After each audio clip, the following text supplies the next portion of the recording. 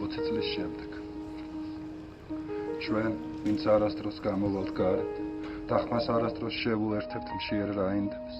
არც საპროტესტო წერილებზე მივაწერთ გვარებს და სხვებსაც თუ კი დაგვიჯერეს გამოვარიდებთ, ასეთ საქმეებს, დიდ საქმეებს, საკუთარ წვენში, ვინც ვიხარშებით და ხანდახან თუ კი ხმამაღლა, რამე დაგვრცდება მხოლოდ ვიწრო შინაურ წრეში და ისიც მაშინ თუ სასმელმა გაგვაამაყა.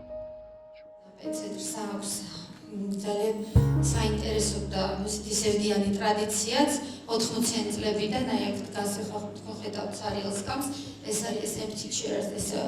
უწოდებენ ცარიელის კამის ტრადიცია, რომელიც სიმბოლურად განასახიერებს ადამიანს, რომელიც იქნებოდა ამა თუ ღონისძიებაზე, მაგრამ ვერ ესწრება იმის გამო, რომ მისი თავისუფლება არის შეზღუდული. ან არის ციხეში, ან არის გაქცეული, ან იმალება მუქარის, სხვადასხვა სახის მუქარის გამო და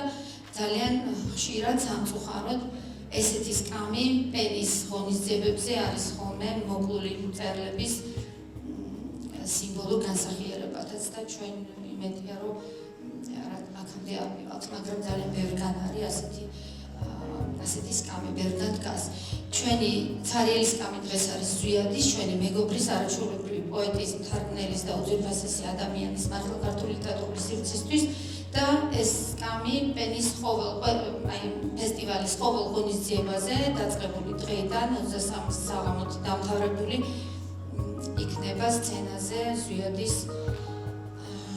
არ ყოფნის, ასე ვთქვათ,